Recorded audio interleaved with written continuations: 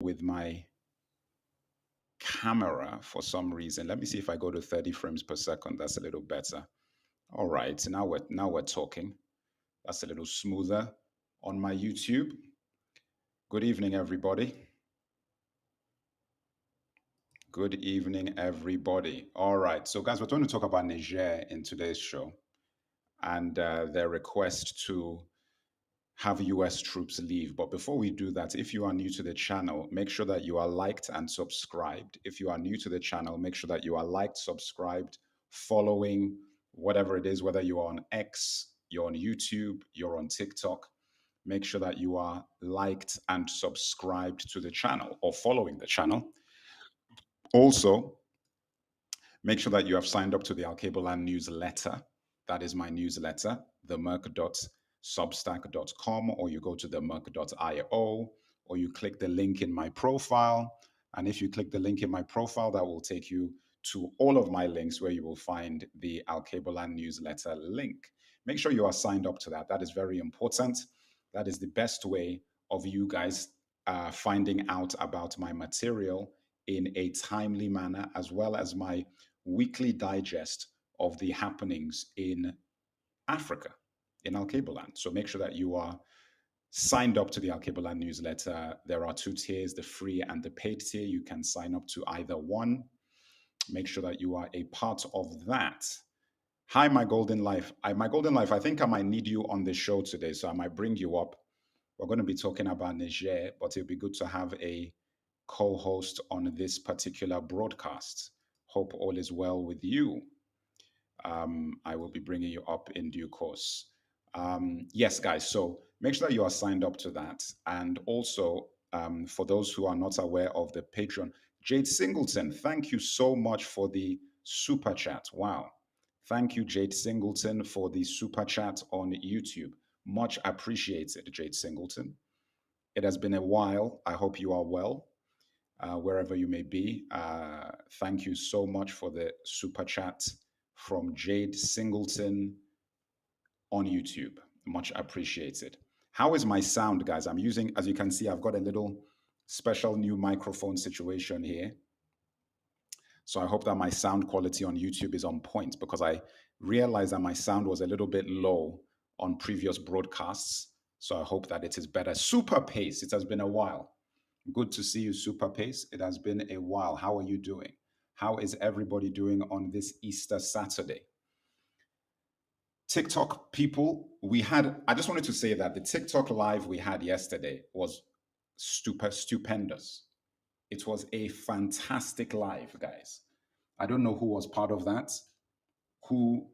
damn, my light has gone down, who was actually aware of the TikTok live that we had on yesterday. Part of it is actually on YouTube, the part of the live, but I wasn't able to record all of the live. So only half the live is on YouTube and the rest of the live is on TikTok. And it was a stupendous live. For those who are aware of what went down yesterday, we talked about a lot of things. I was trying to record it to actually play it back and put it on YouTube, but unfortunately, it doesn't look like I can actually record the entire thing. Unfortunately, which is very sad, because, like I said, it was quite a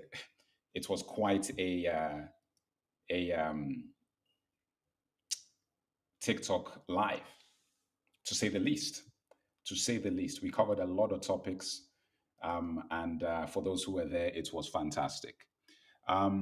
Everybody, like and share the live. That is the important thing you got to do now, so the algorithm can pick up this live. Like and share the live. That is very important that you do that. Also, guys, some due diligence as well for the Patreon. Those who do not know, we do have a Patreon. I've moved everybody off Ko-Fi to Patreon, and that is patreon.com/_themerc to get there, or you can go to themerc.io to get directly to the Patreon if you want to become an official supporter of my videos, donating once every month to keep the engines running.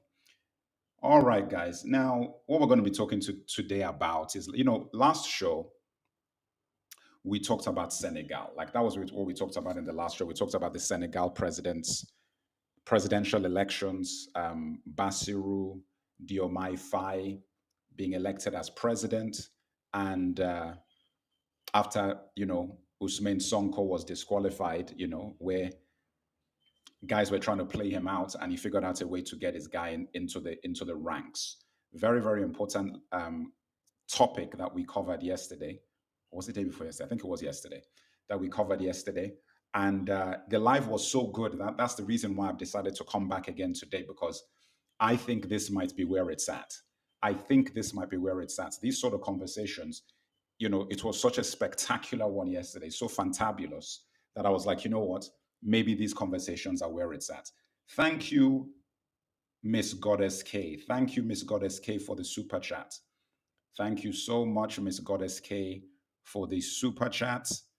I appreciate it very much. Thank you for the support, Miss Goddess K. Thank you very much, Miss Goddess K, for the super chat on YouTube. Much appreciated indeed. Much appreciated indeed. So, guys, as I said, this live yesterday, it brought up so many good topics. It brought up so many interesting perspectives that made me feel like, I was going to do a video about this Niger thing. And I said, you know what? Let me not do a video. Let me do a live. Let me do a live so that guys can actually interact on the membership. Now, I'm going to let you know that if you are listening on TikTok, the subscriptions are live. And once we reach 100 subscribers, TikTok comments are going to be subscribers only. Okay? Once we hit 100 subscribers, it's going to be subscribers only, to just mirror some of the other things. So there's subscriptions on TikTok. Just be aware of that. And when we hit 1,000 on that, I will also be releasing specific videos that already go to my YouTube community. I'll be getting them to the TikTok community in the subscription section as well. So if you want to subscribe to the lives, this is live subscription on TikTok. You can hit that subscribe button on the lives and you'll be subscribed there. So don't worry about it if you're on YouTube. You guys already get this stuff anyway, but this is just for the TikTok folks so that they can get some of those videos that I release on YouTube on TikTok as well. All right, guys, so let's get into this topic. Let's get into this topic. All right, let me see. Where did I put this thing? All right, so Niger demand US troops leave the country. So you know that Niger had a coup last year.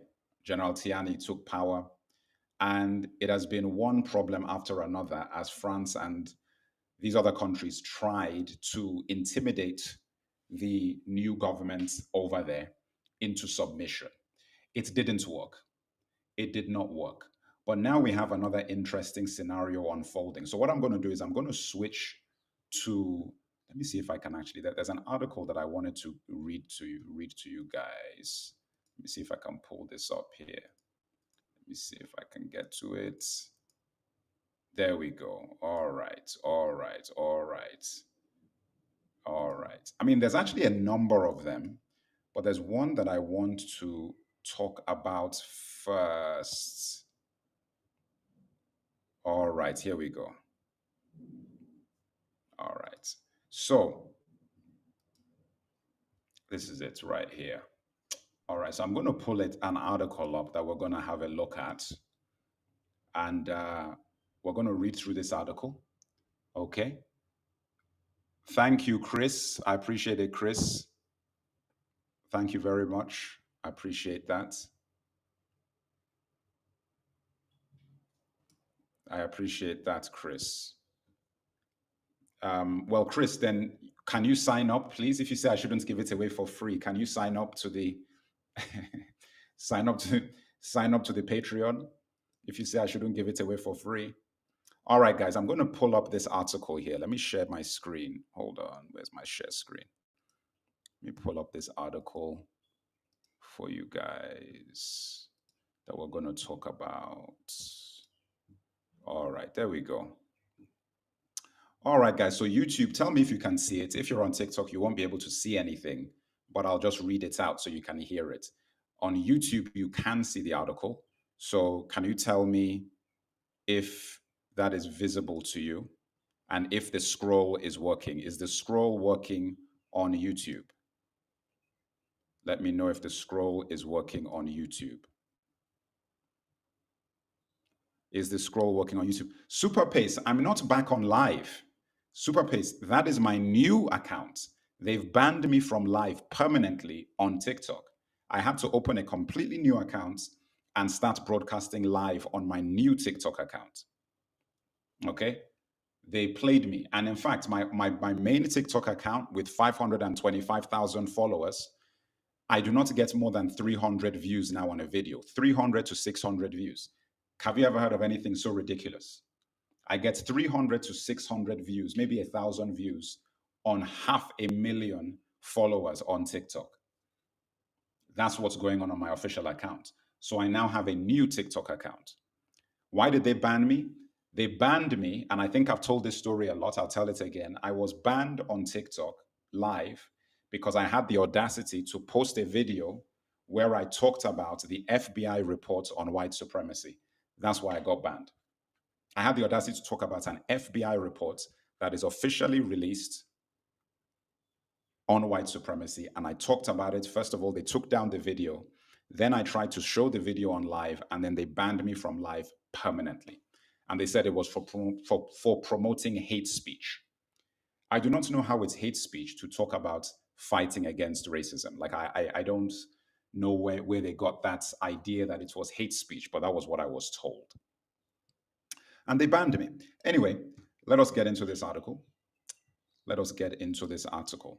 Here we go. So the US is weighing options in Africa after Niger junta orders departure from key counterterrorism base. Now, let me tell you something about language with these guys. You see how they keep calling them juntas? Whenever they talk about Captain Traore's government, they call it a junta. When they talk about Guinea junta, Mali junta, Niger junta, guys, we know that they did a coup. They are now the government. They are now the government. So can we just start calling them the Niger government? Junta, junta, junta, junta, just to minimize the legitimacy of the leadership in this country. Are people protesting in Niger saying that they don't want that government? Are they?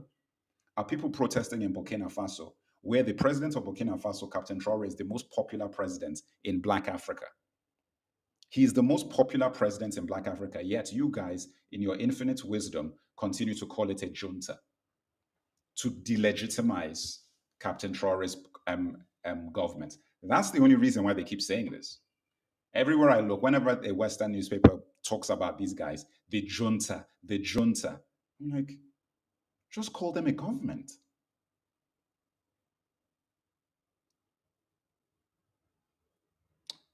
User, you know what, we are going to have to create similar social media platforms. Yes, I know that, man, but it starts here. I first of all need to build up my audience enough to be able to take them elsewhere. So it starts here. Anyway, let's get into this article.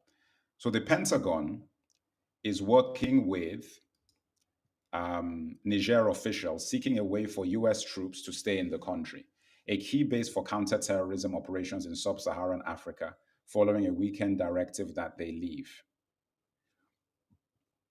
Last week, a high-level delegation of US officials, including Assistant Secretary of State for African Affairs Molly Fee, Assistant Secretary of Defense for International Security Affairs Celeste Wallander, they try to take a brother down, but they failed. We're back in business, guys. They tried to take me out, but they failed. They tried to take me out, but they failed. We are back in business. All right. Let me get back to that Associated Press thing. I am now going to not press that again. I'm going to not press that button again. I will be very careful. But we're going to go back into the game. All right. They try to take me down.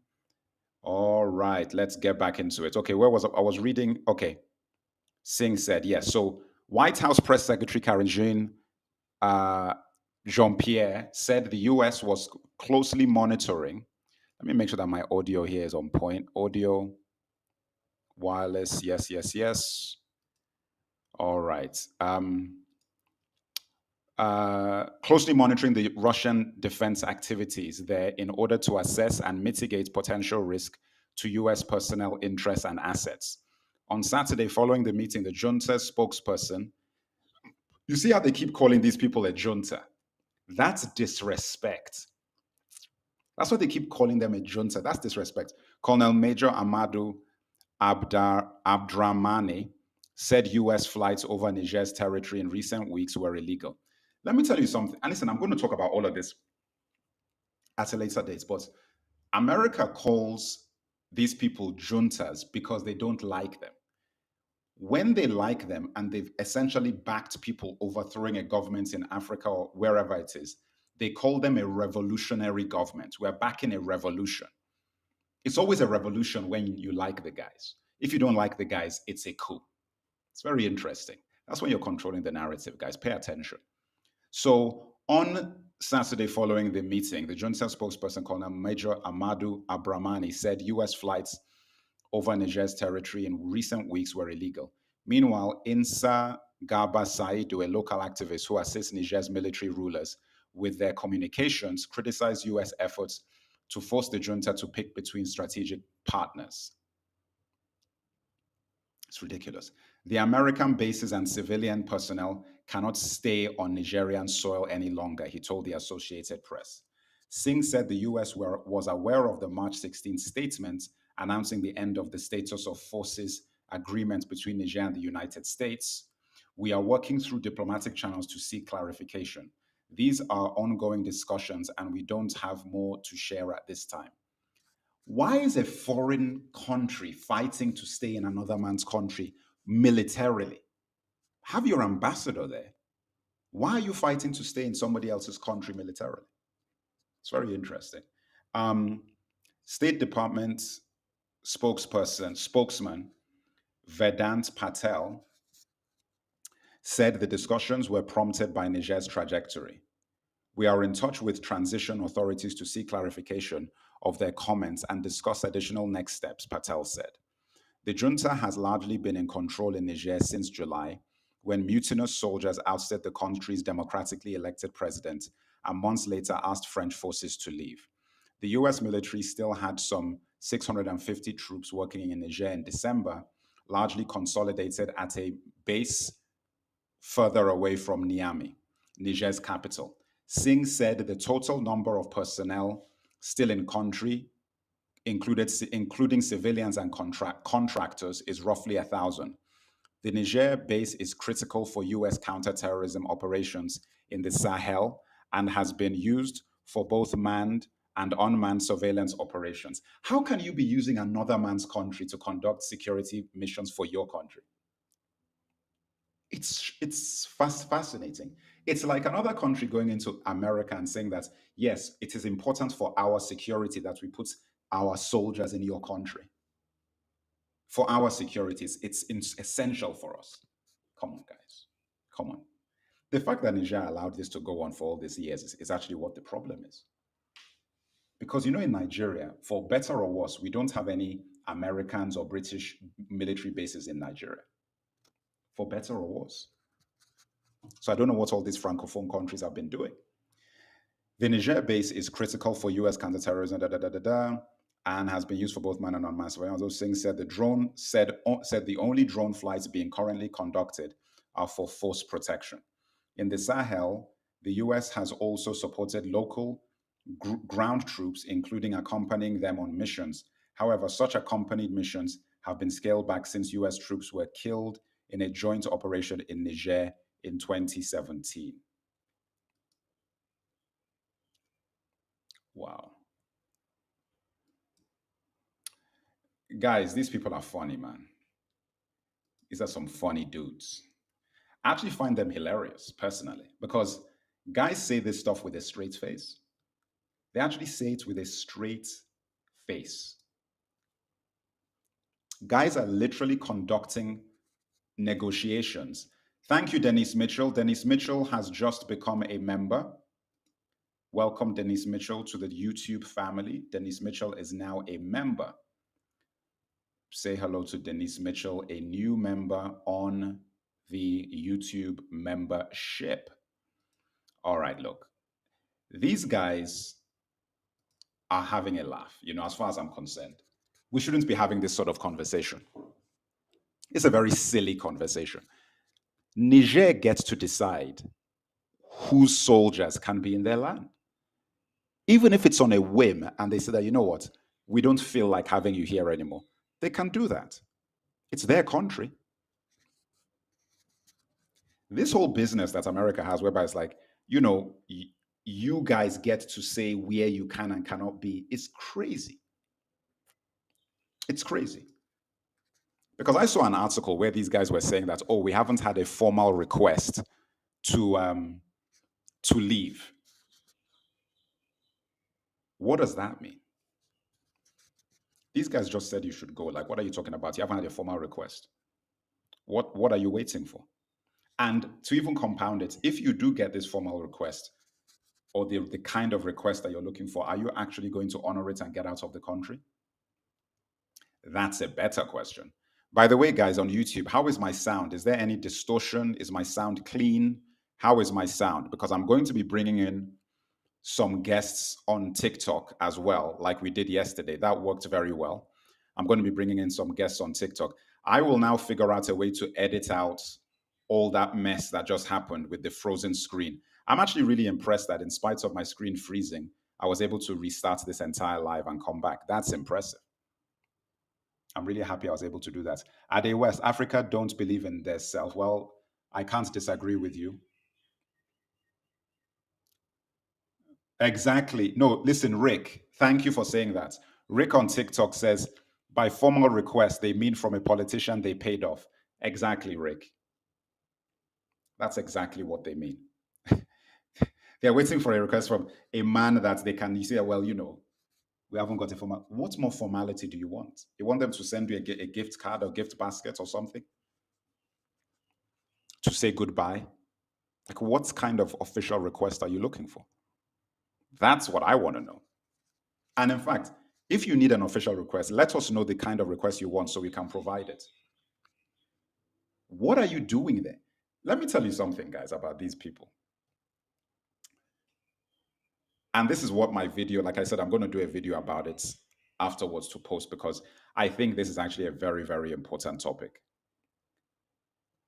Niger got rid of the terrorists that these people were supposed to be protecting them against within a few weeks of them kicking out the French from Niger.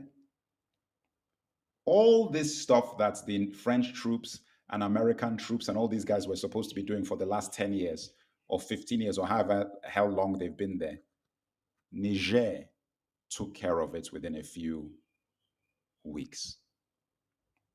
Within a few weeks. And you now want to open your dirty mouths to talk about you're doing it for their protection. No, you're protecting yourselves. You're protecting your interests. That's what you're doing. You see, this is why education is important. This is why these platforms matter. Africans do not know what's going on. Me, myself, even with all my worldly knowledge, it still takes me a moment to sit back and read up on a lot of things and extrapolate and join the dots together to actually figure out how much these guys are trying to play around. I know exactly what these guys are doing now. This is about uranium. Don't get it twisted. This is about uranium. Hi, Time to Shift the Mothership. How are you? Welcome. How are you doing? Time to Shift the Mothership on YouTube. Enote said, we just need to stand up for ourselves. They need us more than we need them, but we don't realize it. Yeah, no, I agree with you. I agree with you 100%. That is the problem. Thai Politic Nation. Didn't I speak to you recently? Let me bring Thai Politic Nation up here. Make sure that your camera is on point, Thai Politic Nation. Make sure your camera is on point, Thai Politic Nation. Hey, what's up? How are you? Let me put my camera on. Give me a second here. All right. How are you? Yeah, we spoke. We were talking the other day. You went to ISL. Oh, yes. I remember. That was, yes, some time ago. Yes. Yeah. So, I remember. I saw your video. You guys were talking about the the newly elected president in Senegal, Yes. and the impact that he was going to have. And I have a preference for. Well, no. You see, now I don't want to get off topic. I'm bringing you on, but we are talking about specifically today. We're talking about Niger asking the U.S. troops to exit Niger. That's the specific topic of the day. Is the Niger situation? I mean, we can touch. It's still the same thing. Yeah. But I know. I just wanted to base it on that because what tends to happen is that we then drift so far away from the topic that people get completely confused. So even if we're going to touch on that, I want to start off with comments about the Niger situation. And then if we then segue into the Senegal thing, then that is what it is. You said that your cam is working? Oh, there it is. Okay. Yeah. So, like I was saying, no. So I have just like what's going on in Niger, right? I have a preference, right? My only concerns, like first of all, I think whenever you are asking the United States or any foreign military to leave your country, it is always a good idea because there is no country, right, that is a developing country that has ever become a fully industrialized country and maintained foreign troops in your territory. Now, I'm not talking about Japan and Germany. That was different circumstances, right? That's a different set of circumstances. But there's you don't see a situation where Brazil, India, or China transition to newly industrialized countries by having foreign militaries in their country. Ghana is having this problem now because there's a sector of their country, the military base, the US military base. What people don't realize is when the US moves in with a military base, that military base officially becomes United States territory. So literally, not only symbolically, but you're actually giving up a section of your territory that you literally have no control over. Now, if you know the history of foreign troops being in Niger, when the French maintained military troops in Niger as a base, right? A part of their agreement was literally that the French military base and the French military, for any reason, can conduct operations anywhere for any reason without even consulting with or talking to the local, the president or anybody. Right. And they could do anything they wanted if they concluded that it was in the best interest of France or Niger. So it is always a good thing to ask and demand that for especially the United States to leave your territory. That is always a good thing. My concern with them asking them to leave is that now that's a good thing. Obviously, my understanding of Niger is that Wagner troops are already there, right? Now, the US never just leaves because you ask them to leave. They usually cause trouble that will cause you to tell them, right, to come back. Well, no, but the point is that the reason why they're there in the first place, I believe they caused the issue. They are supporting the issues that are causing them to be there. Listen, do you know what the biggest problem is? I'm just going to tell you this point blank. The biggest problem with Africa and the reason why we've been bamboozled for all of these years is ignorance. It's just purely ignorance. And the fact that we do not control our own narrative, our image, our history, who we are, what we are. And we've abdicated our religion, our language, our identity to a power that is only interested in exploiting us for their own gain. That is just a fact. It is just a fact. Because the second that African starts actually realizing where they came from and who they are, all of these things become very, very difficult to pull off. It becomes really, really hard. The reason why the US and France and all these people are really scrambling now, they're scrambling because they're dealing with a breed of African that they haven't had to deal with before. They've never had to deal with Africans like this before, where they actually have to answer questions. Where not only do they have to answer questions, the answers need to make sense. That's the bigger factor. Not only do you answer to the questions that are being asked now, what your responses are being criticized and critiqued and being looked into. They've never dealt with an African like that. You see, the problem with Black America that I've always said, because like I said, I became a man in Black America. That's where I went as a teenager, and I grew up there, for my adult years, is the fact that they've already done this work, but they don't realize the power that they already have. They already did all of this work. When I say all of this work, they've done all the work of realizing it's all a bamboozle, investigating the bamboozle, and coming up with an actual template of this is actually what is going on. When you think of all the philosophers that have come out of there and all the writers and scholars and people in Black America that have dealt with white supremacy, colonialism, slavery, all of this sort of stuff, and written books on it, and all of these things, they already have the blueprint of what is actually happening, right? So they're already ahead of the curve in that sense, because as an African community, we haven't really done that sort of work in earnest, almost because we feel we don't have to, because you're still in Africa. You're not being forced to investigate those things because you haven't been separated from your actual identity. You see what I'm saying? Now, the problem ensues that you've got these communities that are separated from each other, where you've got one community in America who like pretty much have all the answers. Like they already know everything, right? Because when people listening to me talk, I always say that, guys, don't give me too much credit. I have to credit my 20 years in America. I credit my 2 decades in America for unlocking certain things in my mind in order for me to look at the world a different way. Because I actually see the difference when I come back from America and I go back to Nigeria or I go to the UK, when I interact with my former peers or acquaintances, and how different I see things compared to them because of my experience over there. You see what I'm saying? So when I look at that and I come back and I say, you know what? The only reason why these guys have been able to pull this off is because people just don't know. They don't even know how to think. Forget about even not knowing. They don't even know how to process the information. You need to know how to process the information. Forget about just getting the info. I can give you the info, but if you don't know how to process it, it's useless. So when I'm looking at, for example, this very issue that we're talking about here, I can look at this information and I say, oh my God, this has nothing to do with terrorism. It has everything to do with uranium. That's all this is about. It's about uranium.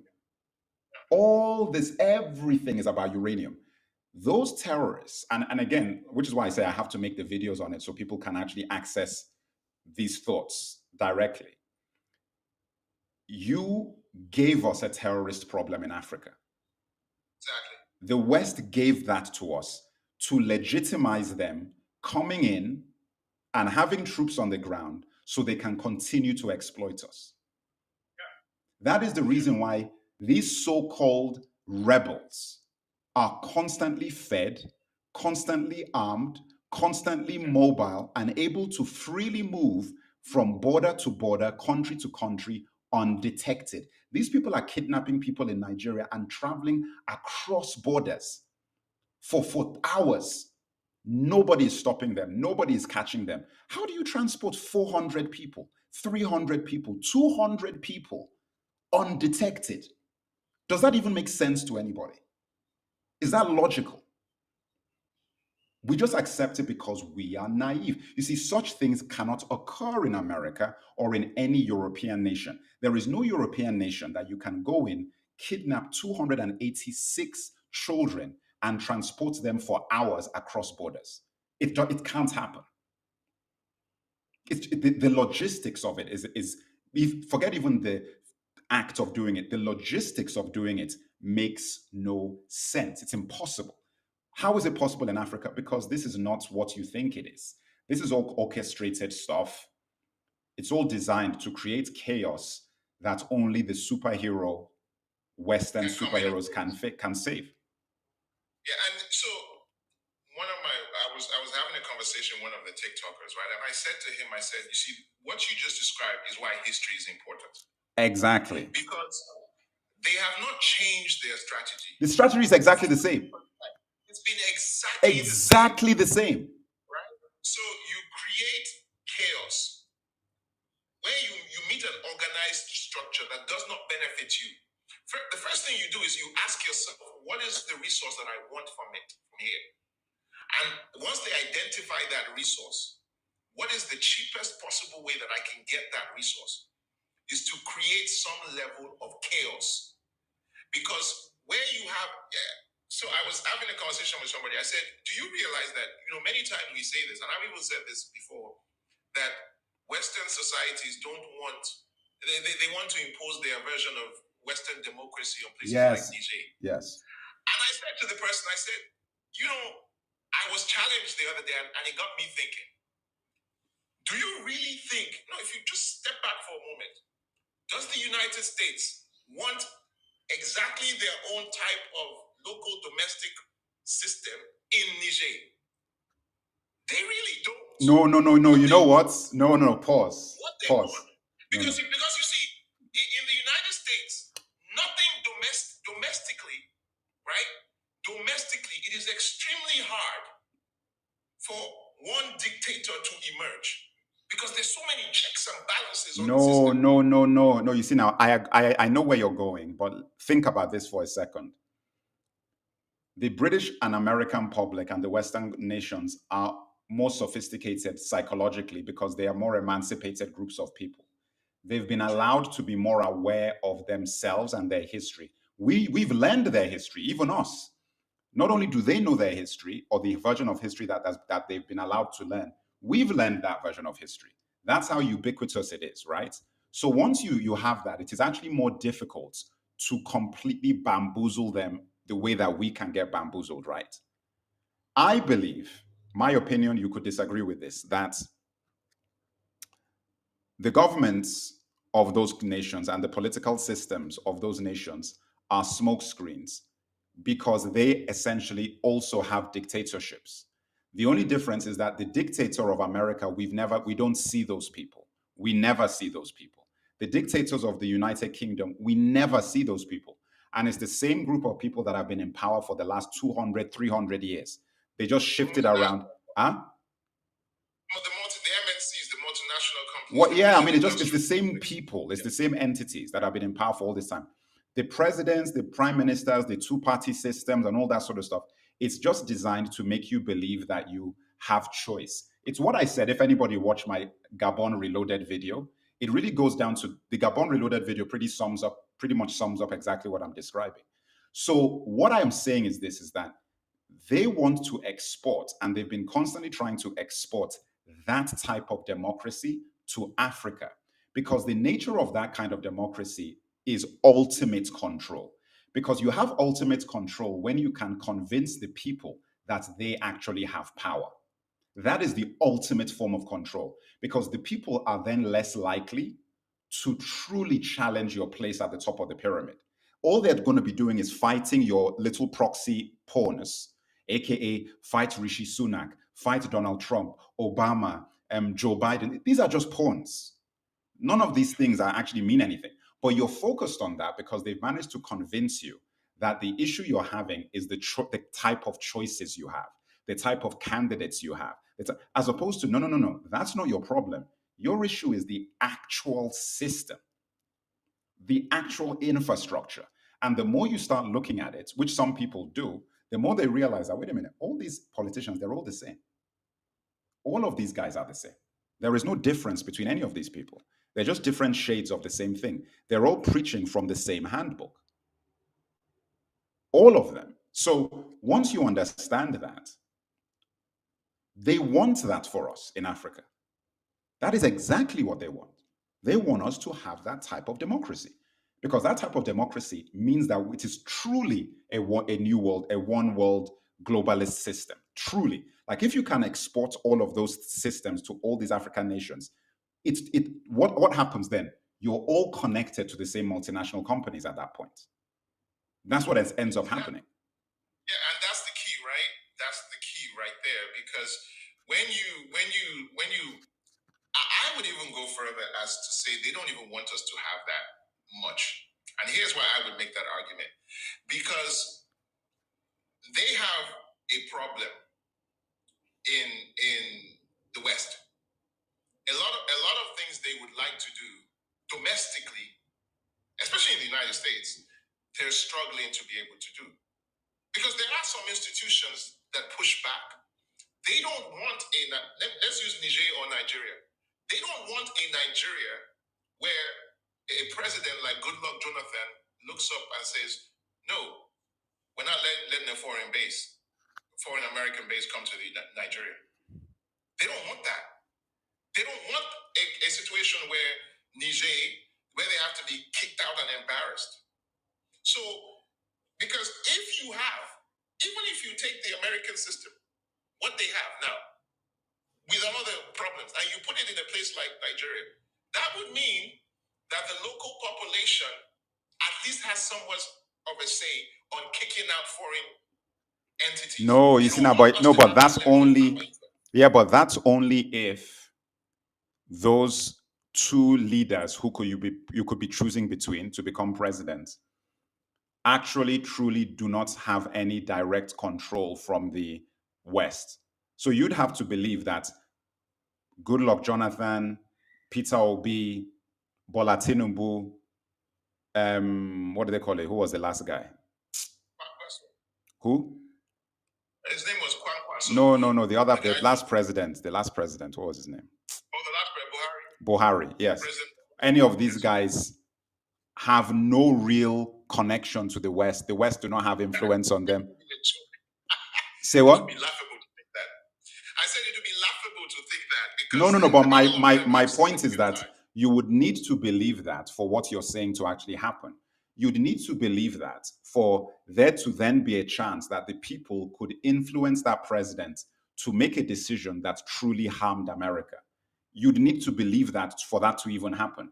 I don't believe that. So I believe that not all of these guys are connected to the West. So there is no way that any of them who would actually win an office, whether they're elected on the left or the right or whatever, will get into that presidential seat and actually do something that would really harm the United States in favor of us. They're not going to do that. So there was a case study. There was a case study for this point. President Morsi in Egypt. After the Arab Spring, Egypt had an election. They elected. Let me check that everybody can hear you. Guys in YouTube and X, if you're listening on X or YouTube, can you leave a comment if you can hear the guest clearly, or if it's low, if it sounds a bit low or muffled, or if the volume on the guest is decent and good, that you can hear him clearly. Okay, sorry, go on. No, I was just saying, so the case study for this point that we're trying to make, and I'm trying to make, is Egypt, right? Right. They had, after the Arab Spring, they had probably the freest and fairest election in Egypt, and they elected a president that was pro-Egypt, anti-West, and he was from the Muslim Brotherhood Party, right? Now, this was a case study for what I'm talking about, because now the US at the time, who had preached that, we want democracy, we want all these things. Now, the people of Egypt had selected and elected President Morsi, popular president. And what did they do? Very quickly, they supported the military coup that removed him out of power. So my point is that, you see, it is very similar to what happened in Ghana, right? They don't even want too much of quote-unquote democracy, because then it will go outside their control, because there's too many parameters for them to control. There's a particular type of authoritarian civilian dictatorship that they want, because they've learned that in places, the developing countries and areas like in Africa, the intricacies involved, because of the tribal elements involved in the politics, is too complex to even let them have that kind of power. Because the last thing you want is a situation where you have someone like Ibrahim Traore gets elected in a place like Nigeria. Oh man, listen, I've been praying. Honestly, if we get a guy like that, and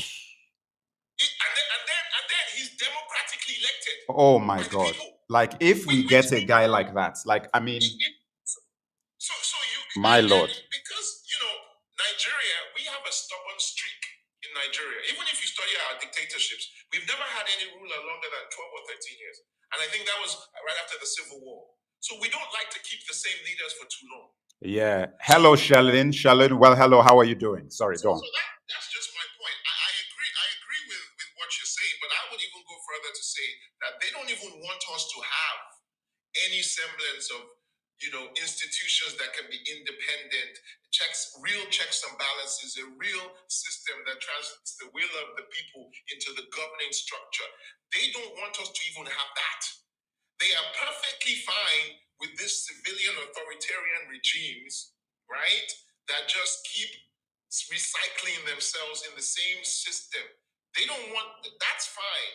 And then they can define that as democracy from their perspective, right? Because too much of it will cause the kind of internal revolution that we saw in Egypt and could potentially cause what you see in the francophone countries. I agree. I was watching you yesterday and you made a very good analysis that a lot of people don't understand.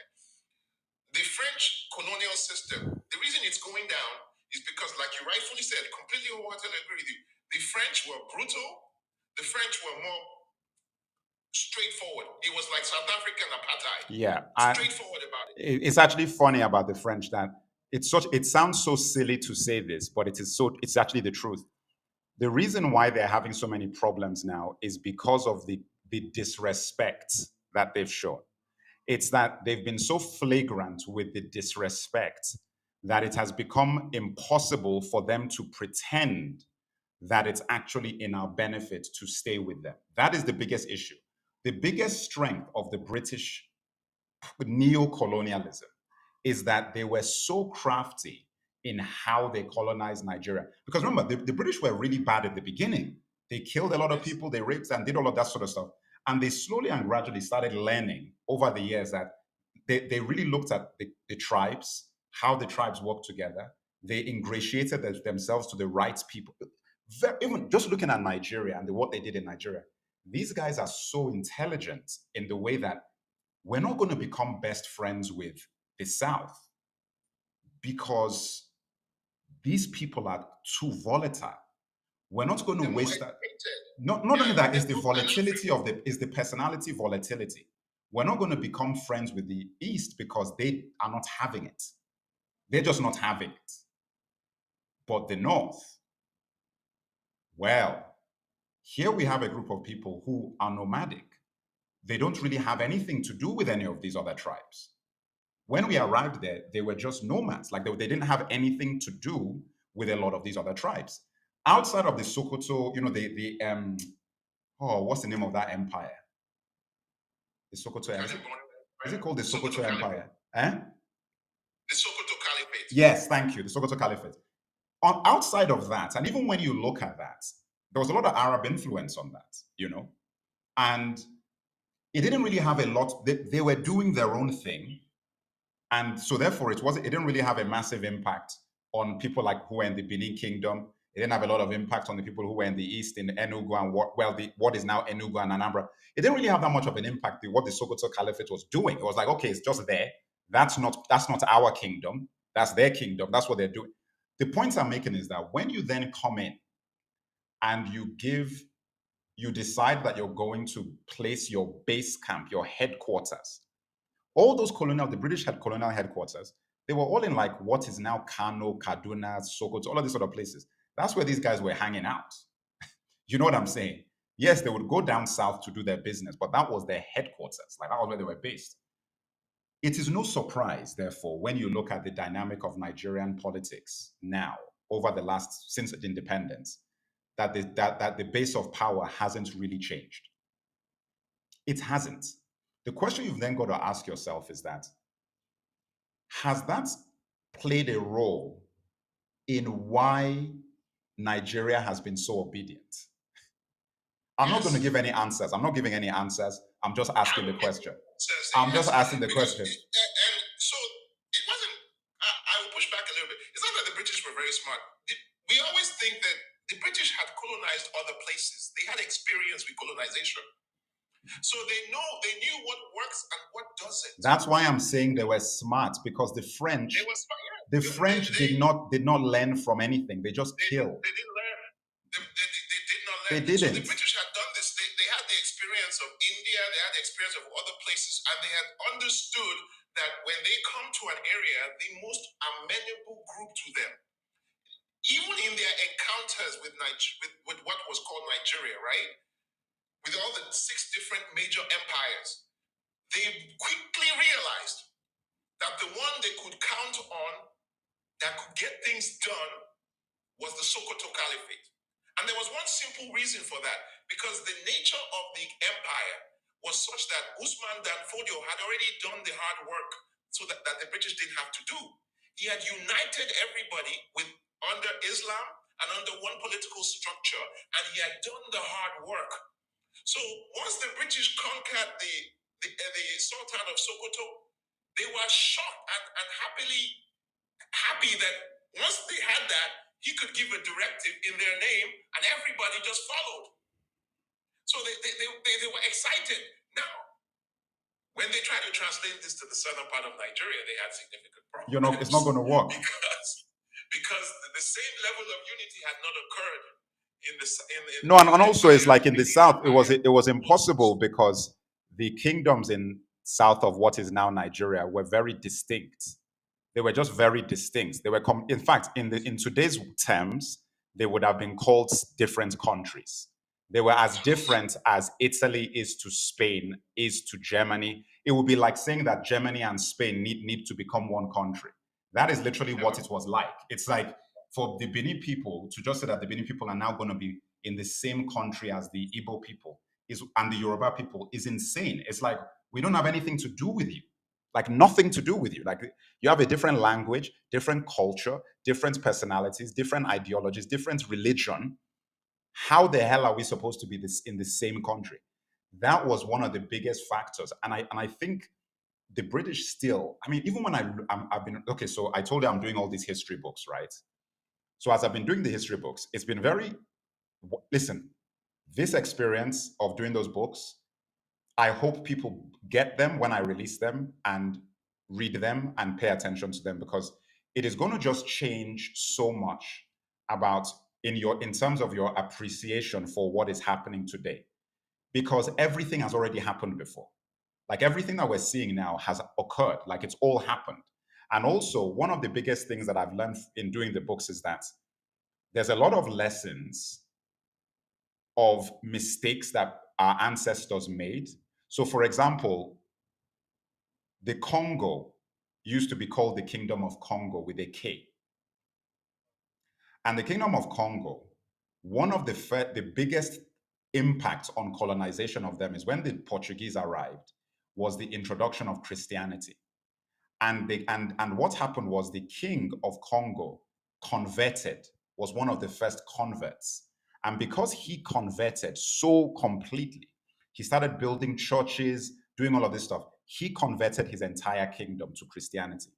And it was through that Christianity that the Portuguese were able to completely colonize the people, because they had their minds, they had their religion.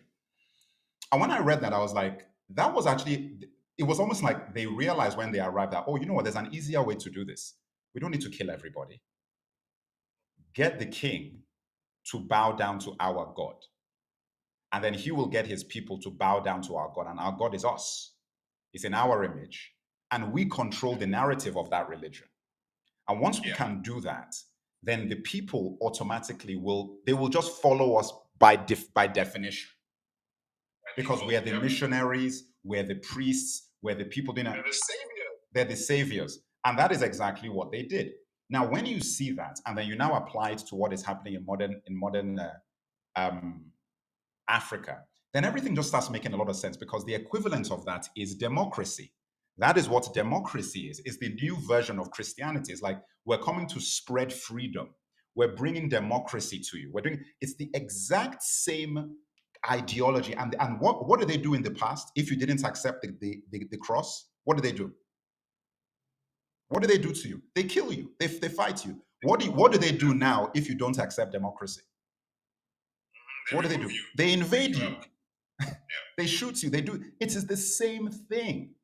So if you understand history and you start reading it, you realize that we are the fools for not knowing history. You see, they've known it and they know what works.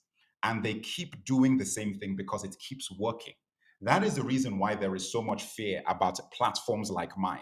The problem why my platform will keep getting neutralized on things like TikTok, things like Instagram, YouTube, or whatever, is because this is the danger. The danger is awareness. That's the danger. All the other stuff is not all the junta, this you're calling junta, you're calling terrorism. All that stuff is not dangerous. What is dangerous is knowledge and narrative control. That is the thing they don't want to happen. And for me, even as we're having this conversation and we're thinking about Niger, it's like, look, they're already writing the story to invade Niger. They're laying the groundwork to write the narrative so they can go into invade Niger. And when I say invade, they never, ever, ever do it themselves. America, they don't do that when it comes to Black Africa because of the history. Because of the history, they will find people there and support an insurrection. No, you're right. So now I did a video once about this issue of democracy, right? One of the tactics that colonization, whether it's Niger, whether it's Nigeria, one of the tactics is they redefine the terms based on their own traditions and customs, right?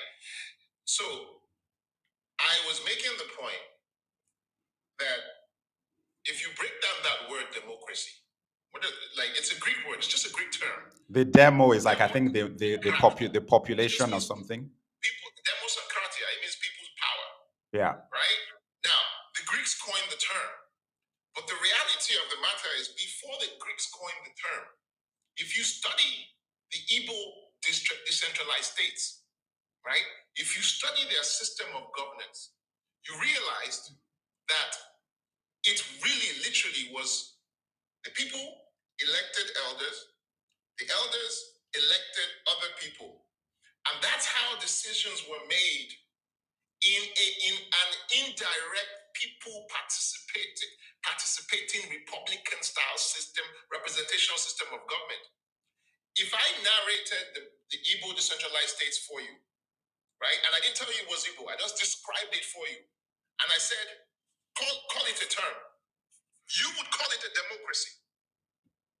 And keep in mind, these Igbo decentralized states and the structures that existed, they started these systems before the Greeks even coined the term democracy. Even if you look at the Oyo Empire and you look at the Benin Empire, right? Go ahead. No. I was just saying that you're right. Keep going. Yes. Yeah. If you look at all the empires in Nigeria, right? Each one, you would see that even where they had a centralized leader, there were always checks and balances and institutions that were connected with the people that conveyed a message to the leadership. So whether it was a king or an emir or a sultan, or whether it was the Kanem-Borno Empire, the Benin Empire, the Oyo Empire, there was always a machinery by which the king, the figure, communicated and connected with the people. So it was never the concept that we had strict authoritarian dictators who did whatever they liked. That was something that was given to us by the Europeans. So in fact, that they had strict what? That they had strict what? You know, this concept of we have a strict authoritarian dictator that has control and power over every single thing. Oh, right. There is no pre-colonial Nigerian empire where you will find that. No, I mean, that is something that, listen, oh man, look, it is so deep that, look, you know, as I told, listen, how long have you been watching my channel? Well, I started with your videos. When did you start? Some of your videos.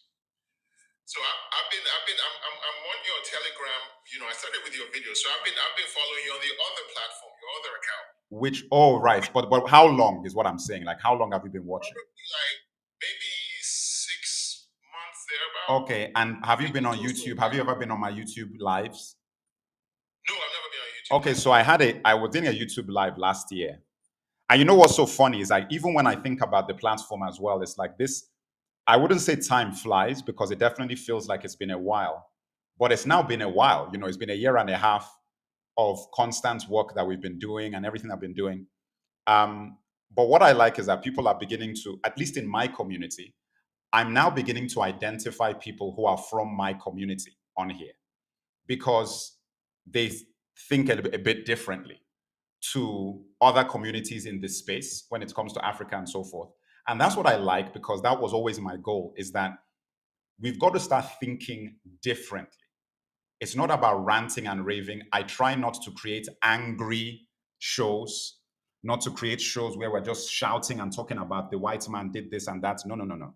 It's usually about just information about this is the truth, this is what's happened, and this is the way to avoid. However, I said this like last year. I said that, you know what? I think that we're heading towards the end of the world. I actually think that we're heading towards the end of the world because Africa is going to be free. And when Africa gets free, the only alternative is to reset everything. It's the only, because I don't believe that the West is going to allow us to be free. Like, I just do not believe, because a free Africa, by definition, because of the nature of capitalism, means that the West has to fall. It has to, because the West is living at a level. You know, listen, I use the analogy of Las Vegas. Las Vegas consumes more electricity than many countries. Just the city of Las Vegas. They don't have any, they're in the middle of the desert. So all the water, food, electricity, plumbing, everything has to be transported to them. So Las Vegas's salvation is based on outside Las Vegas. Las Vegas doesn't produce anything. So if they lose their supply, they die. Because Las Vegas is operating well above the means of what they can produce, which is zero. Now, every single European country in the West is living above what they're producing in order to be developed countries. Yeah. And all those resources is coming from us and the Middle East, and ironically, Russia. That's where all their resources come from that keep them in the position that they're in. So their very salvation relies on the control and subjugation of our communities. Yes. If our communities rise and become equal, I'm not saying becoming more powerful, just becoming equal to them in, like, we will charge you what is the fair market value for our resources. Instantly, all of those countries collapse. Because Exactly. they need to take our resources for dead cheap, below market value, in order to be where they are. That is a requirement for their salvation. Now, the reason why I say this is that a free Africa equals a destroyed West. That is just that's the mathematical equation. The West cannot survive if Africa is free to just freely trade how they want to with who they want to. So what will they do if that happens? You've got to blow everything up. You've got to blow everything up and just start again. That is my, and listen, it sounds crazy to say that, but I'm like, if I were them and that was my motivations, I always think, what would I do if I was them and that was my motivation, was just survival at all costs as a dominant force at the current level that I am not going to downgrade. I am not going to go below these people. I'm not going to. The only alternative is we're going to have to just blow everything up. Because remember, the biggest fear is like the Public Enemy album, Fear of a Black Planet. The fear of a black planet, now that I'm older, the way that I understand the fear of a black planet isn't the way I understood it when I was younger, when it was like, oh, they just don't want black people to be in power. No, no, no. The problem with a black planet is that the game of color being used as a power tool doesn't work anymore. So invariably, what will then happen is that if you are white, you are then just like everybody else, and you're going to have to compete with everybody else on an even playing field. Do you have what it takes to compete with Latinos, with Asians, and with Black people and with Indians? No, you don't, because you haven't been conditioned. You've not been conditioned to compete ever. You don't even know what competition actually really means. You don't know. You think you know. I'm like, the second you have to actually have real competition where people can freely choose between you and an Indian and a Latino and a Black person for the same job, you are not capable of doing that job for the prices that these people are willing to do it and still feel happy with your life. I just did a thing where Nigerians are the sixth most happy country in the world with all that they're dealing with. Because Nigerians are conditioned for generations to be happy in that situation. To be optimistic that tomorrow will be better. Yeah. And you know, so I always say this is like they were talking about bringing back conscription to the UK so that in case they have to fight a war against Russia. The UK people themselves were laughing. They said that you want guys who've been playing PlayStation and looking at Kylie Jenner and all of that sort of stuff to fight Ivan and Vladimir and Ivanov and Kuchenko, who they don't even know what a television is. These people have been breaking bricks and concrete their entire lives. Those people who know what war is. War is not a foreign language to them. You want to fight those guys? You want to fight? Listen, the war will be over within 48 hours. I kid you not. The war will be. That is the reason why a Russian army would be wary of going into a ground war against an African country, because they know that Africans they've been fighting wars for forever. So it's like we'll be in for a fight. They know that they're in for a fight if they do that. So we have to get a for them to fight a European nation in the West. It's a joke. It's a joke to these guys because the English are not what the English were in the 40s. In the 40s, different story. They were still connected to that concept. The English now, they don't understand what that means. They don't. You know, if their internet stops working, they're upset. If they can't get Netflix, they're upset. You know, that's the reality of it. So from my point of view, it's like, even me traveling between nations, I go to Nigeria, so I'm going to be in Nigeria next week, right? I already know that I'm not going to have light. I already know. I already know that the water is not going to be running from the tap freely. I already know. I already know that petrol shortage and we won't be able to fill the tank. I already know. I already know that we're not going to be able to get diesel for the generator all the time, or we're going to have to ration it. I already know. I already know that there's no security, so you have to be careful when you walk around. I already know. Like there's just all these basics of just the basic level of living there. I already know that. So when I set foot in Murtala Mohammed Airport and I go to my house, I already know that this is just how it is. Okay? I'm used to it. So even though I've been living, I go to London, America, where everything is fine. You can put me in that environment. In 2 seconds, I'm back. I'm back. The mosquitoes, everything, I'm back. I bring my friend from London and I put him in that environment. If I bring him, I have to make sure that there's always light, make sure that there's always water, make sure that you have to just give him, you just have to give him an experience where you just make sure everything is, because you understand that he won't be able to deal with some of these things on an ongoing basis. It would be cool for an adventure, but it wouldn't be an ongoing basis type thing. Of course, you get some of those individuals they are the adventure people who want to have that experience just for the story of it. That's different, but that is not the norm. Now, you want to take those people to fight a war against someone? To fight a war. So what I'm trying to say is that the powers that be know that we can't have a situation where the kind of community we have is fighting on an even playing field economically with a Nigerian. No, you can't. You can't. You can't. It's like this thing you're saying, you're not the first person to say it.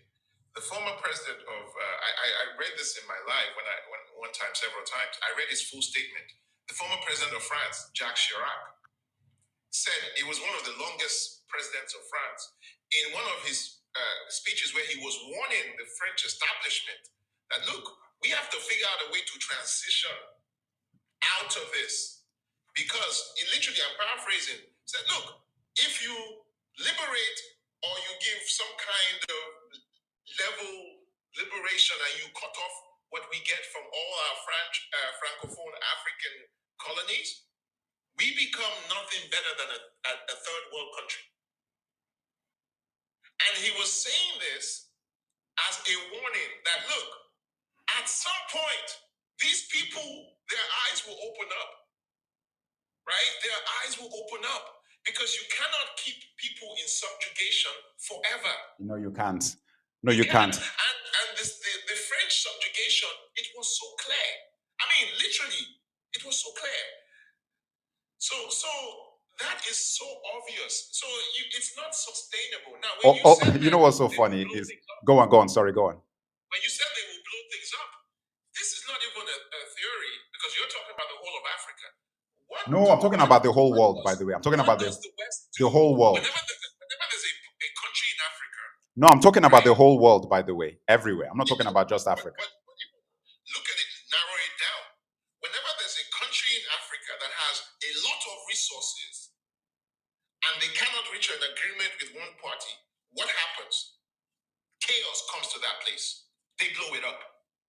So the chaos now allows for the continued exploitation. So it's not far-fetched to say they will blow things up because this is how they function. No, they have to. They don't have a choice. They like what is happening now, it's happening too fast and it's too effective. West Africa has effectively left France. They've effectively walked away from France and they've survived it because all the tricks that France and the West would usually do to bring them to heel didn't work. They tried to use ECO. They usually use their own brothers and sisters to fight them. So they used ECOWAS, Nigeria, the ringleaders, and then Ghana following Nigeria.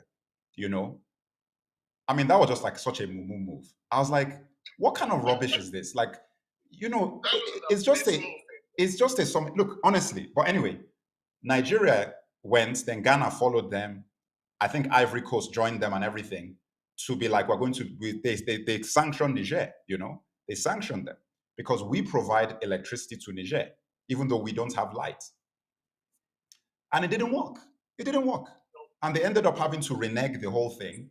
And now ECOWAS removed all the sanctions and Niger basically won, which is why they are now in this situation trying to get the US troops out. Now, the thing about it is this, is that, oh, by the way, anyway, let me just finish this point. So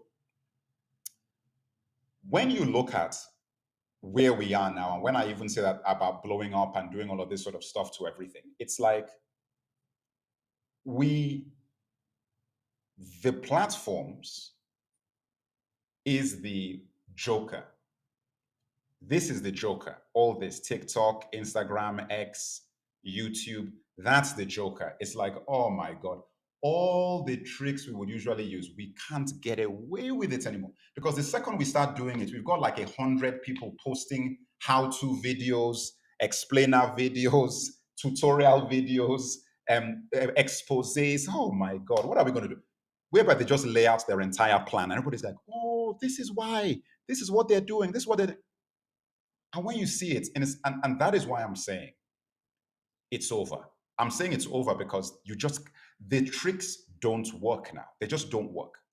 So you're not going to, listen, the playbook that they're using is we need to say Niger is in league with Syria and Russia. And therefore, Niger is now in the axis of evil with our enemies. That is then going to allow the United States public to support us in going into Niger to support a regime change. That is exactly what is happening. That is all that is happening now. Now they need to create a narrative. That is what they're working on now, is that we've now got to create a narrative that Niger is a rogue nation supporting and harboring terrorists, or at least even more nefarious, they are supporting our mortal enemies. And it's a threat to US national security. So if you're an American citizen who loves your country, you will support us in going into Niger to effect regime change. That is literally what we're looking at here. And if you think they're not going to try and do that to Captain Traore, you're crazy. They're going to try and do that to all of these guys. And that is the reason. The element to this that makes it a very favorable ground for Africa is because you have China, India, Russia. That's what's helping us. Russia. And that counterweight. One of the greatest tragedies in Nigeria is because I was telling somebody, I said, you know, in this equation, if we had the right kind of president in Nigeria, you would play both sides against each other. Bola Tinubu, do we have a president? If I look, let me not even name anybody. Carry on. Because right now, you see the division. I mean, why would the French president be begging to be invited to a BRICS situation, meeting? Because there's an acknowledgement that, look, not only do we, you see, back in the day, not only do we have to worry about what is going on in Africa now, we have to worry about Russia, India, and China. Now, Can you move? Can you do me a favor? Can you move? Can you move that cursor? It's throwing me off so much. The cursor on your screen. Hold on. Let me try and change the background. Hold on a second. I was like, man, is that? I kept thinking it was like sitting on your head or something. Hold on. Super Pace. What speech are you talking about? Super Space. Which speech? What speech did you watch? The Senegal president's speech, or which speech are you watching? Or what speech are you referring to? All right, guys, while it's fixing this, everybody listening, I know that we've got almost 200 people in TikTok, 60 in YouTube.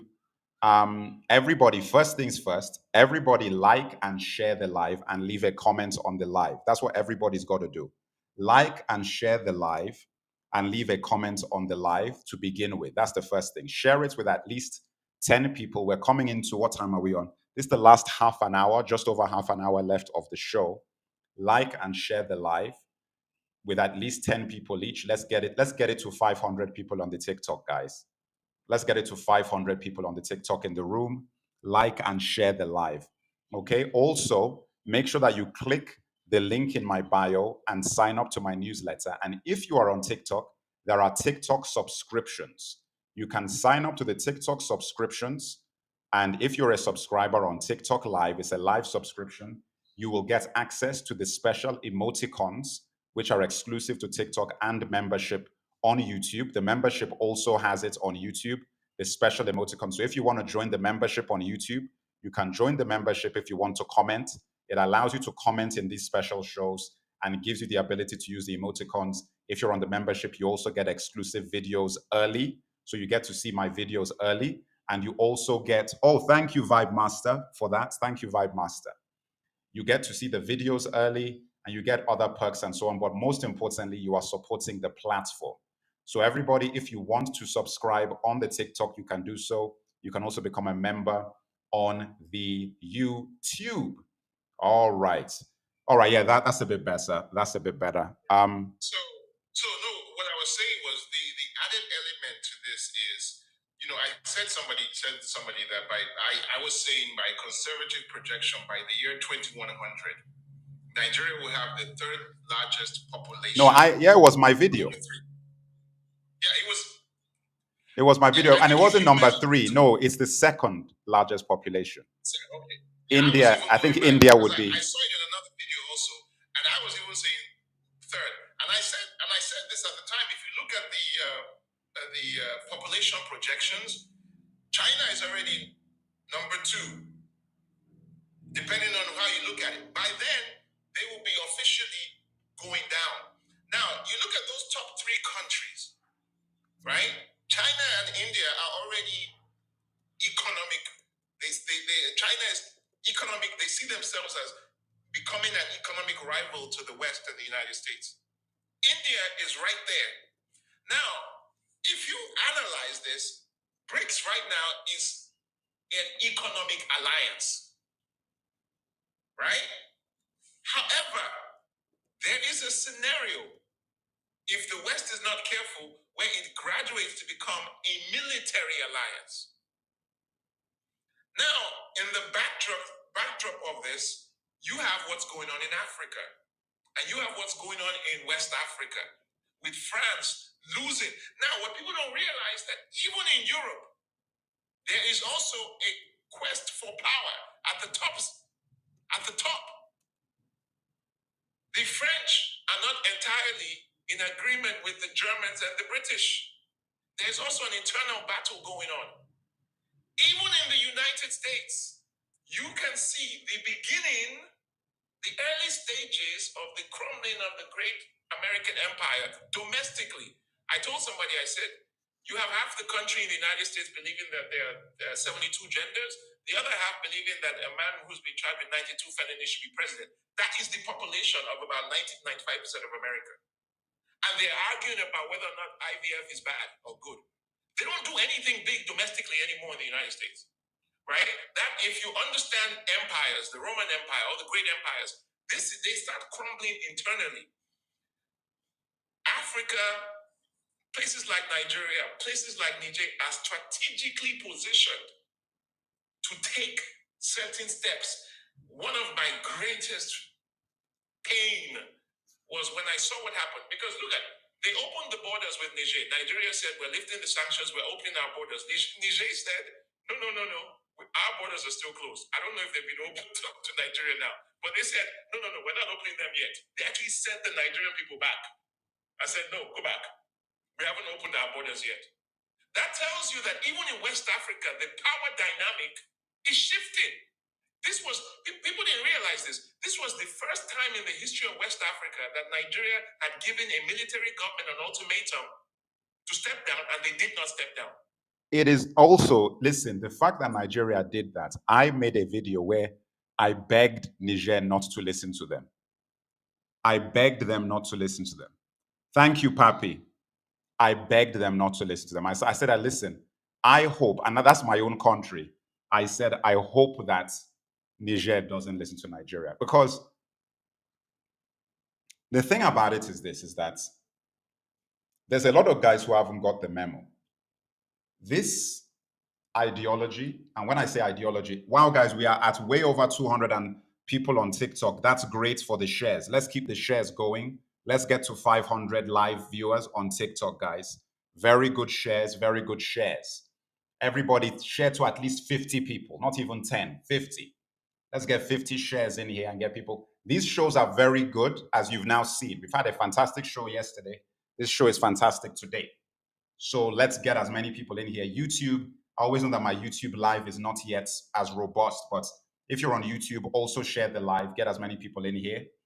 But look, the thing about it for me is that it's being replicated in all spheres, whether it's entertainment, sports. Do you know what? Sports is actually the one that I think is lagging the most. I think sports is the one that is lagging the most. Sports is the one where Black and African people have always had the power in, but they've done the least to take control and leverage their power is sports. Because if you think about it, music, they've made a lot of inroads in terms of owning your own labels, owning your own record companies, going independent and becoming independent stars independently in the music industry, all of that sort of stuff. They've taken a lot of control. Sports is the one where we've got Black superstars who are still begging for contracts, who are still trying to get signed to corporations, they haven't yet sort of figured it out. But everywhere else, this ideology that we're talking about is replicated like I said, music, is replicated in film and TV now, whereby you're seeing, independent productions and people actually really trying to break away and tell their own stories and stuff. It's being replicated in, what am I forgetting? What other area? Yeah, but you see, it's being replicated, but let's be honest. How many of the largest, biggest music companies in the world are owned by Black people? No, but which is why I said they've made more inroads than sports. Sports has not even tried to be independent. They've not really tried. I mean, some people like Ice Cube has done his thing and but in reality, we haven't had, let me put it this way. There is absolutely no reason that Vinicius Jr. is sitting in a press conference crying because of racist abuse. Why are you crying? The only reason why you're crying is because you've got nowhere to go and you feel powerless to do anything, to change anything. Do you realize that if we had any self-pride and dignity in ourselves, every single Black player on Real Madrid would stop playing? Exactly. And then every single Black player in the entire La Liga of Spain will stop playing. And say that we will not start playing till La Liga changes the laws whereby anybody caught doing this will have a life ban and it will be seen as a criminal offense. A criminal offense. And secondly, the teams who are repeat offenders, we will look at docking points if it is established that the people doing the abuse are actual supporters of the club. Because you know what will happen is that you don't want a situation where I am a fan of like a particular club and my rival, I will disguise myself as one of their supporters to go and do racist abuse in their stadium so that they will get docked points. People would start doing that sort of thing. But there is just a real apathy to that problem. And African players who are a major force in world football don't seem to be leveraging their power to do anything. I mean, look at the Messi deal. Look at the Beckham deal with the team that he eventually Miami, yeah, Inter Miami. Right now, these are ownership deals. Right, this is because when you own something, now you're not just talking about making sure your own ideology gets put forward, but you're also talking about control, and most importantly, you're talking about generational control because you own it. The Messi deal, he gets to own a big chunk of stuff. So until we have, whether it's in sports with players, I mean, look at Simeon with the racist stuff in the club that he had to stay in. Napoli. Would they be? Can you imagine them doing that with Cristiano Ronaldo and him staying in the team? Impossible. He's gone. He's gone during. He would leave during the match. He would leave during the match. Listen, Cristiano Ronaldo, if you try to pull that with him, he will leave middle of the match. Mid-match, he's walking down the tunnel. You will not see that guy again. He's gone. He's gone. And the reason why, and do you know what I'm saying? Do you know the reason why he would leave? The kind of insult equivalent is if you started insulting Portugal using Ronaldo as the focus to insult something about his heritage as a Portuguese guy. If Ronaldo doesn't leave that club, the Portuguese people will disown him. They will say that, what are you doing there? You're the greatest player, you're the biggest player in the world, one of the biggest in the world. And they are consistently insulting your culture, us. And you're still playing for them. And you're saying that I'm doing it out of defiance. I'm defying, and that's what they want. They want me to leave. Shut up. The reason why they're doing it is because they know you won't leave. That is the reason why they're insulting Osimhen, and it is a power play. Where are you going to go? We own you, and we're going to treat you the way we want to treat you because we own you. So you using that reverse psychology of like, yes, I'm going to stand my ground or whatever. Shut up. It's because of the money. You don't want to give up the cash, and you listen. The thing is, your pride and your dignity goes below your pocket. And because you know that that is an undignified position to take, you need to justify your decision to continue to stay in a place that disrespects you by saying that you're doing it out of defiance. And also conversely, the fan base have to say that too, because they don't have the will to stop this from happening. But at the same time, they don't want you to leave. So they will say, yes, stand and fight. You're so brave. How courageous. How amazing. So strong. I'm like, what? Really? You see, and that's part of that. This is, and let me just close with this. The perfect example of this, even though I'm not a big fan of his, but why do you think they won't let Dangote own a British club, a British team? He has the money. He met all the criteria. He got the funding. Everything was set. Because you see, there's a recognition, even by the West, even in the area of sports, that if we begin to let certain individuals from certain places own things. Look at the war with Russia and Ukraine. When they were putting sanctions on Russia, one of the Russian oligarchs owned a British team. So it became this weird conflict. Was it Chelsea? No, it's Chelsea. It's Abramovich. So he had to sell it. He had to sell the team. Can you imagine? Let me paint this scenario. Imagine if there was a Niger oligarch, a man from Niger, that owned a British, a Nigerian, an American football team, or a British football team, and then they wanted to sanction him. You see, when we get into the places of ownership. Oh, but you know what they would do? No, you see, now I agree with you, but listen to this.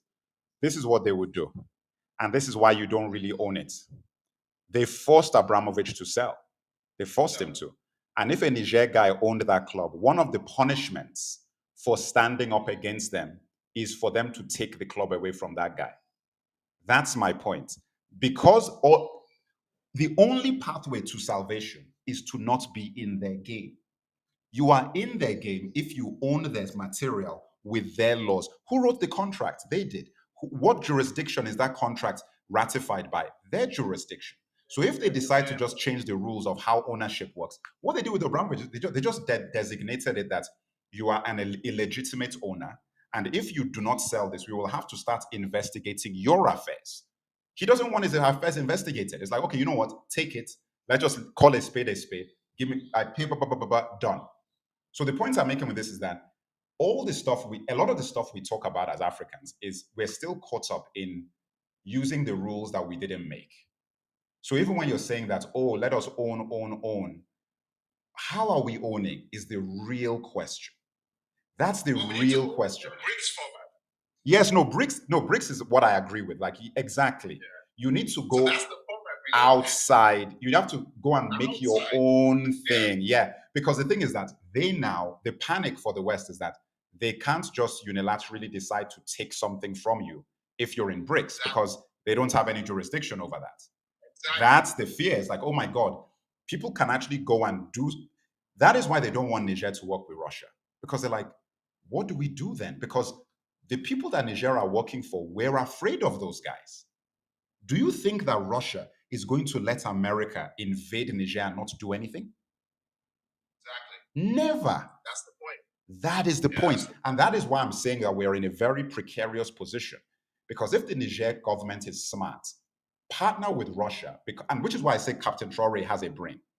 He understands is that we're between a rock and a hard place here because we're such a tiny country. We're such a small country that if America and England or France just wanted to, they could just create some phony reason and come and oust me and take us back to the dark ages. They just go.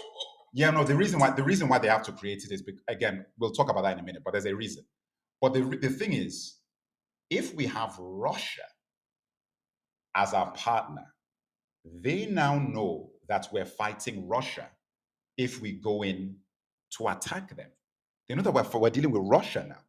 And that is not something that America or England or France want to do, let alone if we're doing deals with Russia and China. And the thing about China is that I don't think that China have the stomach for the kind of things that Russia has the stomach for.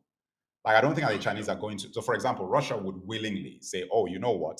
If you go into Burkina Faso, we're going to we're going to switch off your energy. They'll just switch it off. Note, during this this is what people don't even talk about enough. During this Russia-Ukraine war, where people at the UK and everybody has been saying Russia, Russia, Russia, they've been taking Russian energy. Yes.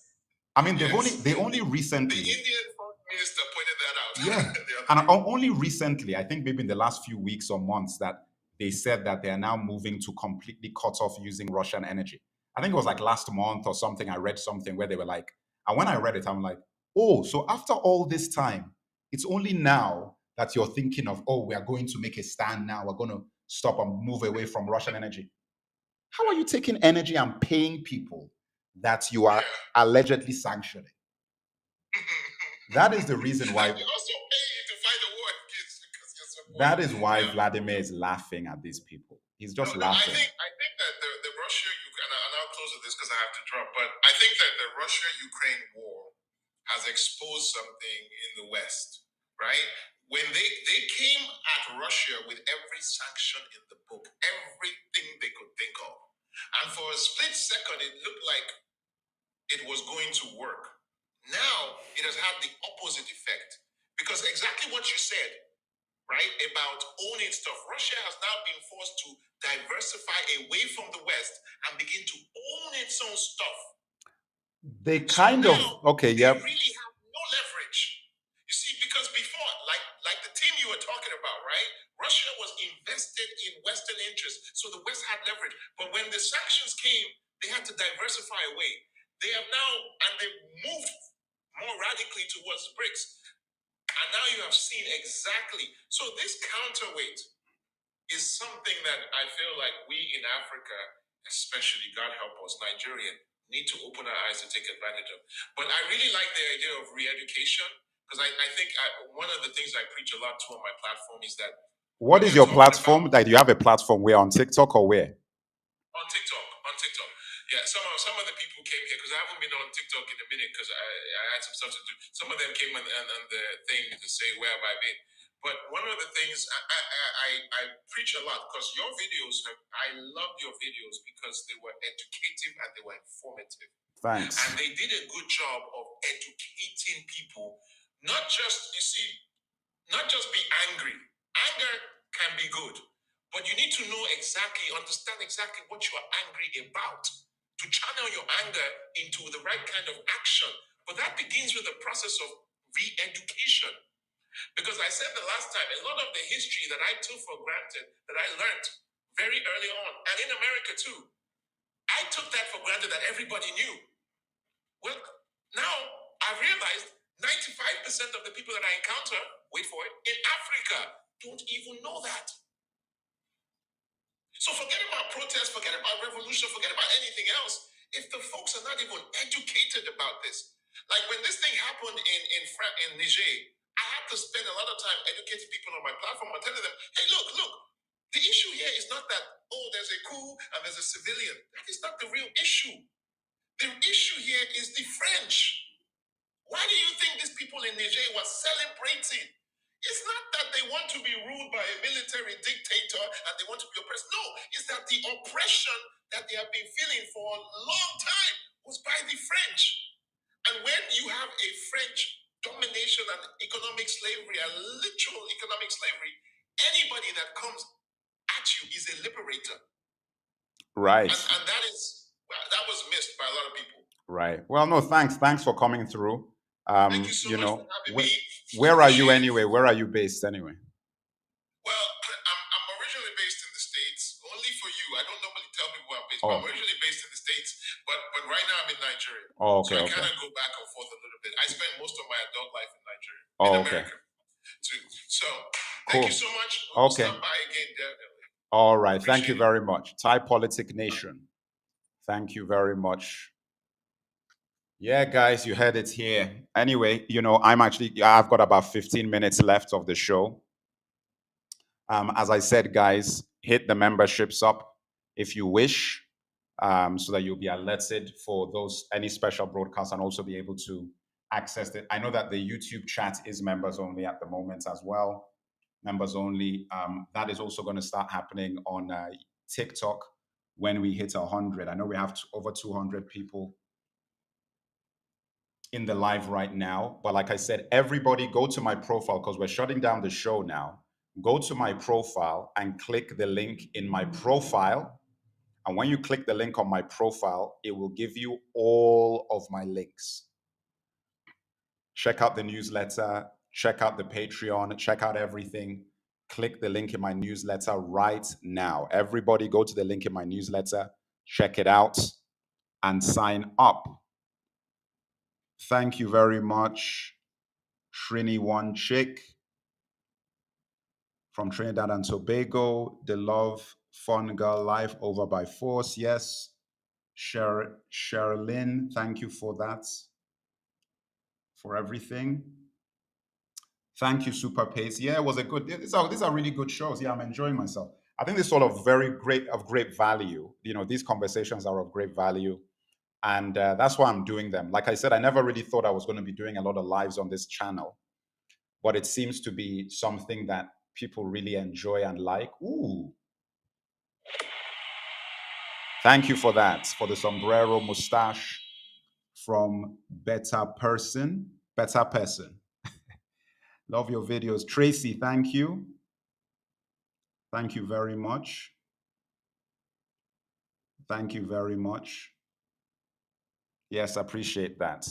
Thank you, AA Vibes. Thank you, AA Vibes. Thank you again for the Hada mustache. Thank you again. All right, guys. So yeah, we're winding down. Any other thoughts? Please type them in the chat right now. Type them in the chat right now. Any questions you have, type them. We're going into the last 10 minutes. Oh, damn. Into the last 10 minutes. So this is a time for you guys to ask your questions. Any thoughts? Like I said, my main thing now, and listen, this is one of the biggest things. When you sign up to the newsletter, share it with as many people as you can. Share it, share it, share it. Get everybody you know to sign up. Get them to support, get them to sign up. I want this year, and I know it's going to be a tall order because people are not signing up. I would love to get to 100,000 readers on the newsletter in 2024. Tracy asks, any new books in the making? Yes, there are new books in the making. The True History of Africa series is coming out. That is coming out. Crusaders episode 2 is in the works. I'm writing the script for that as we speak. I'll be setting up a Kickstarter for the Crusaders series very, very soon. So that is coming out as well. For the True History of Africa books, there will be a digital, the first things that will be released will be the ebook bundles. After the ebook bundles, then I'll be releasing the physical copies and the audio books. The audio books, I'm going to have to be narrating and doing all of that. So that's going to be a lot of work. But there will be audio books, audio versions of the, thank you, Otumba Fashi, thank you. Thank you very much. Yeah, so there's going to be the ebooks as well, audio books and physical copies as well. So the ebooks will come out first as bundles. Then I might release the audio books second, and the physical copies might come later because that would obviously take the most, a lot more work to put together. So yes, so look out for that. And again, guys, I always welcome suggestions. Like I actually talked about pricing some time ago. I spoke about that at length. And I said, listen, the way it's going to work is that the ebooks will be coming in multiple country bundles. So you'll be able to get what was I doing? I think it's a 4-country bundle. So it's going to be Ethiopia, Nigeria, South Africa, and Ghana bundle.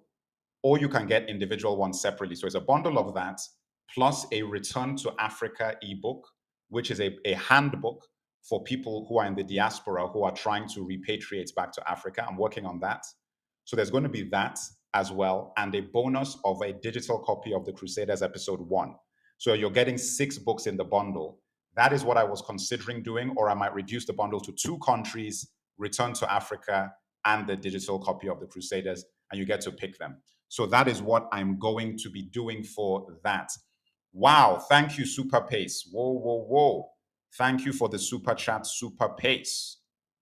Thank you for the Super Chat, Super Pace. Wow. Thank you very, very much for the support, Super Pace, on YouTube. I don't have a round of applause here, but thank you. I appreciate it. Thank you very much. Always appreciate it. Yes, guys. So the ebooks, I'm working on all of those things at the same time. So, hopefully the ebooks will come out first. And the thing is, for people who are on the Patreon, if you're in the ancestors, I've already told you guys that I'm looking at getting you the copies first so you can give me your feedback on them. And if you are in there, you get the ebooks for free. So I am actually going to get you the ebooks bundles for free so that you can actually give me some feedback in the ancestor group on Patreon. So I'll be using the Patreon ancestor group for that, just to vet them, just to see what the temperature is like and everything. So look out for that. But definitely trying to figure out the best way to release all of these things is what I'm working on. And I hear everybody. I also did a voting thing where I was deciding on what countries. So that's why I picked the countries that I picked first of all. The next countries, I think I'm doing Congo. What am I doing? I think I'm doing Congo. What am I doing? Is it Egypt? No, I know it's Congo. Mali. What am I doing? Congo, Mali, Egypt. No, I'm not doing Egypt yet. No, that's too much. I think it was Congo, Mali, Senegal. I can't remember which ones. I know Congo is definitely one of them. Oh, the book tour. Time to the mothership, the book tour. So for those who don't know, I've been in South Africa for a while, for a long while, and doing a lot of stuff out here. And I also took the Crusaders books to a school in the township in South Africa, which I have footage of. So I'm going to be sending it. Otumba Fashi, thank you for subscribing. Thank you for subscribing. Cameroon, yes. Cameroon for sure. Thank you for subscribing, Otumba Fashi. Thank you very much. And Esobas57, thank you for subscribing on the TikTok. 2 new subscribers. You guys all have access to the emoticons, so you can try those out, the special emoticons. And guys, in YouTube, have you tried the emoticons in YouTube? Guys, you have special emoticons if you're a member on the YouTube. So if you're one of the members on YouTube, you have a bunch of emoticons that you can use. So feel free to check them out on YouTube. Feel free to check all of the emoticons out. Anyway, time to show the mothership. So I did that in South Africa and it went really, really well. And I'm definitely coming to the US to do a book tour of the Crusaders in the South and New York. So I'm going to start in New York. I'm going to go to school in New York, and then I'm going to go to Atlanta, and then I'm going to do a few places. So I'll go to Texas. I'm going to go to Houston. I'm going to go to Atlanta, North Carolina, and South Carolina. I'm going to go to North Carolina. I can't remember. North Carolina, and I can't remember where else I'm going. I think, where am I going? I had a list. I'm going to Nashville. I can't remember where I'm going. Anyway, Memphis. I can't remember. I had a list somewhere, but I'm going to do that. And I guess there we go. Tubafashi. Those are them. Yes. Yes. There we go. Tulsa. Janice Elaine has become a new member on YouTube. Wow, we're getting a lot of memberships here, guys. Welcome, Janice Elaine, as a new member on YouTube. Welcome to the membership. Welcome to the membership on YouTube, guys, and welcome to all the new members on TikTok. Tulsa, you know what? I think I should go to Tulsa just because of the history. The question now is just going to be a financial thing. Like, it's obviously going to cost a lot to travel to all these places. So it's going to come down to how much I raise in the Kickstarter for the Crusaders, because I'm going to be using some of the money from the Kickstarter and the Crusaders to do the book tour. So the Kickstarter and the Crusaders is going to be a 25K raise to raise 25,000. If I can raise that, then it will make it easier to do the book tour. I haven't told the UK yet, or Tuba Fashi. I will. The UK is easy because I go to the UK a lot. UK is easy. Like, that's an easy one. In fact, I might start in the UK. I might start the book tour in the UK and then go. Actually, I've started in South Africa, so this is the first one. I did this here. But then maybe I'll go to the UK next, and then from the UK, go to New York. And then from New York, I'm going to go to Atlanta, because those are the 2 places I know well. So I'm going to go to Atlanta. And LA, I've thought about, but the LA doesn't really have. I might do LA, man. I just don't know whether the schools, I mean, you know, LA is crazy, man. Like, I might do LA. I might do LA. I might. Cambridge, Maryland, and St. Louis. You know what? Time to shift the mothership. There are literally so many towns and cities I should take the Crusaders to. The problem is money. I have to see how much money I raise. If I raise enough, I will go to whatever city you're in. I will go to whatever city you're in. Like, you know, I will do it. It's, you know, you saw the footage of the South Africa one. I will do it. But I paid for the South Africa one. I paid, and that cost me a pretty penny because I had to buy all those books to give away for free, transportation, all of those things, coordinate everything. You know, it's costs a bit of money. You know, I think to go on a book tour like this, to buy all the books, to give away, and to travel and everything, you're talking like it's going to cost you 1,500 a city, at least, hotel and all that for 2 nights. It's going to cost you 1,500 a city, you know, at least, you know. So I've got to be realistic. It's like I've got to raise enough money to make it make sense. But yes, guys, so that's what's going to happen for that. But again, the Kickstarter is going to be started, and we will see, based on the Kickstarter, how many cities we'll be able to do. You're welcome. You'll become Quado Agri. What does that mean, Bemko? What does that mean, Bemco? You have an idea about fundraising? Okay, send it to me on Patreon. Send it to me on Patreon, then let me know. Listen, I've had some offers, so I'm not saying that people have not been offering from the community to raise money for what I'm doing. I've had people write in and say that they want to, when I'm ready, I'm just not ready yet. When I'm ready, I know who to reach out to from people in the community who've reached out and said, listen, we like what you're doing. We want to put money behind it. There are people, serious money, like the guys who want to put some real money behind what we're doing. So I think once I'm ready, and I'm just not ready yet. Like I have to get the books ready. I have to get the script for episode 2 of Crusaders ready and the Kickstarter ready. I have to get the audiobooks recorded. Like there's so many things that I have to get ready that is going to take me a little bit of time. TikTok, can you remove this Ultra Aslan person and just do a block? Thank you. Because guys always like to come and, in fact, I could do it. What am I doing? This is easy. I could do this. Let's see. Cancel. Okay, I can do this. Give me a second.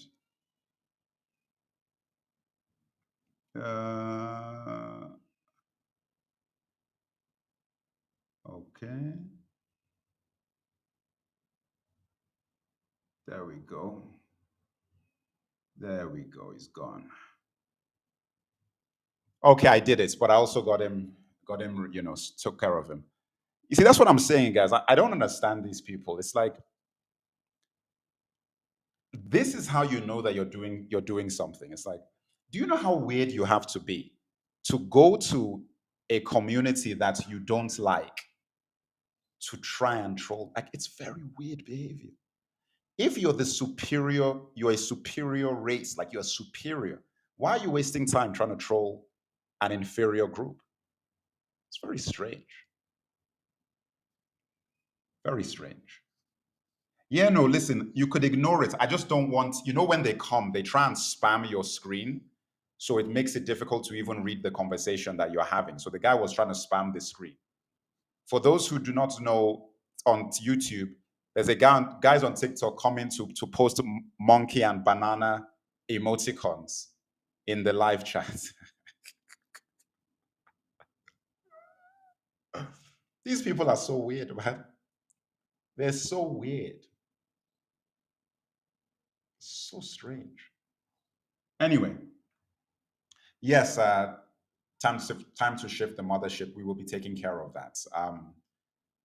So I'm going to go now. Thanks to everybody who joined. As I said, go to my profile, click the link, check out all the links, and I will be back in due course. All right, let's end this one. And all right, guys.